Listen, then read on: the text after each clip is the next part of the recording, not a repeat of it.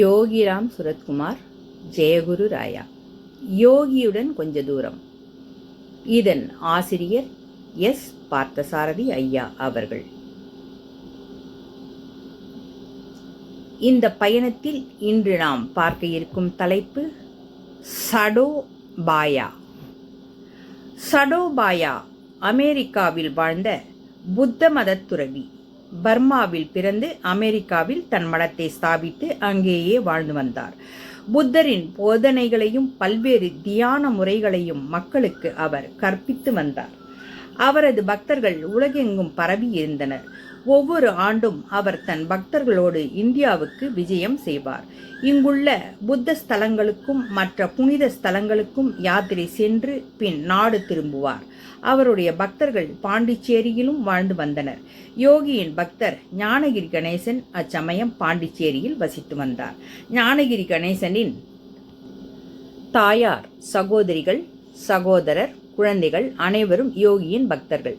சடோபாயாவின் பக்தர் ஒருவர் ஞானகிரி கணேசனுக்கு பரிச்சயமானவர். அவர் ஒரு மருத்துவர்.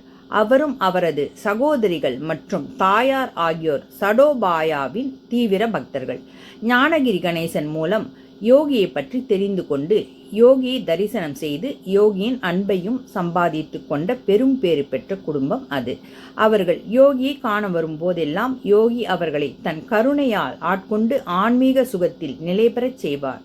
பாண்டிச்சேரி திருவண்ணாமலையிலிருந்து மிகவும் சமீபத்தில் இருப்பதால் அவர்கள் அடிக்கடி ஞானகிரி கணேசனோடு திருவண்ணாமலை வந்து யோகியை தரிசித்து இன்புற முடிந்தது.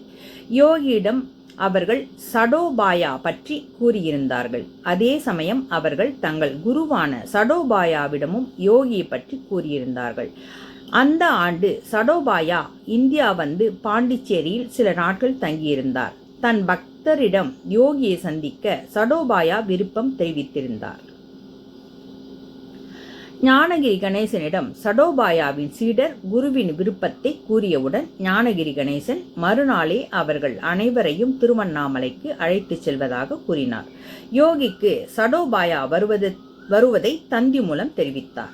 யோகிக்கு தந்தி வந்த சமயத்தில் நாங்கள் நண்பர்கள் மூவரும் எங்களின் குடும்பத்தாரோடு சன்னதி தெரு வீட்டில் தங்கியிருந்தோம். யோகி தந்தியை என்னிடம் கொடுத்து படிக்கச் சொன்னார். நான் படித்து முடித்ததும் யோகி மிகவும் மகிழ்வடைந்து சடோபாயாவை பற்றி கூறலானார். உனக்கு தெரியுமா, சடோபாயா மிகவும் பிரசித்தி பெற்ற புத்த மத துறவி. அவருக்கு உலகெங்கும் பக்தர்கள் இருக்கிறார்கள். அவர் இந்த பிச்சைக்காரனை காண வருகின்றார். அவரை தக்கபடி உபசரிக்க வேண்டும். யோகி வீட்டின் கூடத்தின் அங்குமிங்கும் நடை பயின்றார். வீட்டின் கூடத்தை பார்வையிட்டார். இந்த இடம் அழுக்கடைந்து இருக்கிறது. இதை சுத்தம் செய்து புதிய இருக்கைகளை போட வேண்டும். யோகி பெருமாள் சடையனை வரவழைத்தார். அவரிடம் எந்தவிதமான விரிப்பை அங்கே போடலாம் என ஆலோசித்தார். முடிவில் பெரிய கோணிச்சாக்கு விரிப்பை வாங்கி வரச் சொன்னார். பெருமாளும் புதிய கோணிச்சாக்கை வாங்கி வந்து பழைய பாய்கள் மீதும் பழைய கோணிச்சாக்கு பை மீதும் விரித்தார். சடோபாயா மிகவும் வயதானவர். அவரால் கீழே உட்கார முடியாது. எனவே அந்த பிரம்பு நாற்காலியை இங்கே எதிரில் போடலாம். பெருமாள் மூலையில் இருந்த பிரம்பு நாற்காலியை எடுத்து யோகி அமரும் இடத்துக்கு எதிரே வைத்தார். யோகிக்கு இன்னும் திருப்தி ஏற்படவில்லை. பார்த்தசாரதி, சடோபாயாவை வரவேற்கும் விதமாக ஒரு பாட்டு எழுதி பாடுகிறாயா? நான் பதில் சொல்லவில்லை. சடோபாயா யார் என்று எனக்கு தெரியாது. நான் எவ்விதம் பாடல் எழுத? திகைத்து குழம்பி போய் உட்கார்ந்திருந்தேன். சற்று நேரம் கழிந்தது. இல்லை பார்த்தசாரதி, என் தந்தை நீ இந்த பிச்சைக்காரனை பற்றி மட்டும்தான் பாடல் எழுத வேண்டும் என்று கூறுகிறார். எனவே நீ சடோபாயா மீது பாடல் எழுத வேண்டாம். நான் நிம்மதி பெருமூச்சு விட்டேன். மறுநாள் காலை 10 மணிக்கு சடோபாயாவையும் அவரது பக்தர்கள் இருவரையும் ஞானகிரி கணேசன் அழைத்து வந்தார். யோகி வாசலுக்கே சென்று சடோபாயாவின் கையை பிடித்து அழைத்து வந்தார்.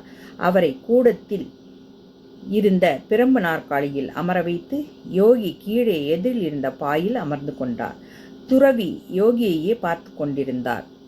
யோகி நாணத்தோடு சிரித்தார். அமைதியாக நேரம் கடந்தது. யோகி தான் புகைப்பிடிக்கலாமா என்று கேட்க சடோபாயா தன் சீடர் மூலம் யோகி தாராளமாக புகைப்பிடிக்கலாம் என கூறினார். சடோபாயாவுக்கு ஆங்கிலம் தெரியாததனால் அவரது சீடர் மொழிபெயர்ப்பு செய்தார். துறவியும் யோகியும் ஒருவரையொருவர் பார்த்து கொண்டே இருந்தார்கள். யோகி அடுத்தடுத்து புகைப்பிடித்த வண்ணம் இருந்தார். துறவியின் சீடர் யோகியையும் துறவியையும் ஒருசேர பணிந்து, இவ்வுலகின் இரு ஆன்மீக ஜாம்பவான்களை ஒருங்கே காண தாங்கள் கொடுத்து வைத்துள்ளோம் என கூறினார். கருணை பொங்க யோகியும் துறவியும் சிரித்தனர்.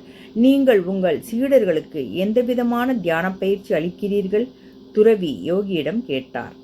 தியானத்தை பற்றி இந்த பிச்சைக்காரனுக்கு எதுவும் தெரியாது. இங்கே நண்பர்கள் வருவார்கள், இந்த பிச்சைக்காரனுக்கு உணவளிப்பார்கள், ஒன்றாக நாங்கள் உணவருந்துவோம், புகைப்பிடிப்போம், அவ்வளவுதான்.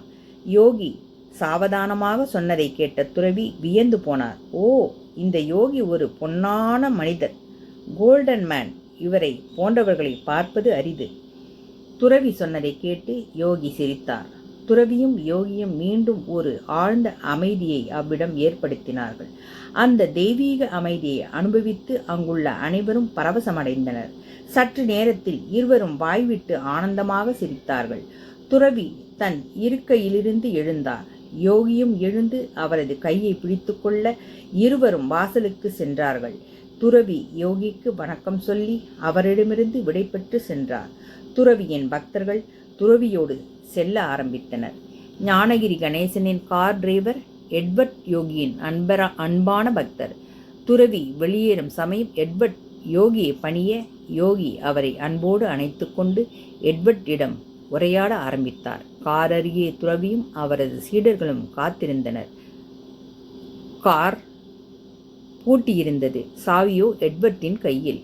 எட்வர்ட்டோ யோகியின் அரவணைப்பில். ஞானகிரி கணேசனுக்கு என்ன செய்வதென்றே தெரியவில்லை. வெளியே சடோபாயா கார் அருகே வெயிலில் காத்திருக்கிறார். ஞானகிரி கணேசனோ இன்னும் யோகியை நமஸ்கரித்து விடைபெறவில்லை. யோகியோ தன் கவனத்தையெல்லாம் கார் டிரைவர் எட்வர்ட்டிடம் செலுத்தி கொண்டிருந்தார். கார் சாவி எட்வர்ட்டின் கையில் தொங்கிக் கொண்டிருந்தது. ஞானகிரி கணேசன் சாவி எட்வர்ட்டிடமிருந்து பிடுங்கி எடுத்துக்கொண்டு காரின் அருகே காத்திருந்த துறவியிடம் ஓடினார். அவர் துறவியிடம் சென்றவுடன் எட்வர்ட்டை யோகி விடுவித்து விடை கொடுத்து அனுப்பினார். பின் யோகி உள்ளே வந்தார். ஒரு நாடகம் முடிந்தது. யோகி தன்னிடத்தில் அமர்ந்து கொண்டு ஆனந்தமாக வெடிச்சிரிப்பு சிரித்தார். பின் சிகரெட்டை எடுத்து புகைக்க ஆரம்பித்தார். அங்கு சற்று நேரம் ஆழ்ந்த அமைதி. ஓ, அந்த துறவி தர்மசங்கடமான கேள்வியை கேட்டுவிட்டார். நல்ல வேளையாக என் தந்தை இந்த பிச்சைக்காரனை நிலைமையை சமாளிக்க செய்துவிட்டார். என் தந்தைக்கே சகல பெருமையும். யோகியின் பேரானந்த சிரிப்பு அலையலையாய் கேட்டுக்கொண்டே இருந்தது. யோகிராம் சுரத்குமார், ஜெயகுரு ராயா. வாழ்வின் இறுதி வரை யோகியுடன் பயணித்து கொண்டே இருப்போம்.